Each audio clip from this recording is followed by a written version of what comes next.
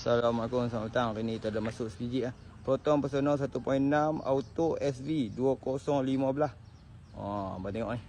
Kereta merlak, siap sport rim, siap number plate 3 angka siap. Main dengan sport rim, engkai, rim 15, tayar 44 biji, 80-90% lagi. Noh, apa syok kereta ni? Tom baru satu, disc brake depan belakang. Tu dia, abang tengok. Ni mari kita payung dulu. Bahagian luar dia macam mana. Kereta mancun segak habis. Okey, jom kita tengok bahagian dalam pula.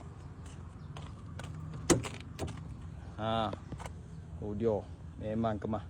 Dia main airbag kiri dengan kanan. Tu bahagian dalam. Satu owner kereta ni, satu owner. Dia trade in dekat kita. Okey.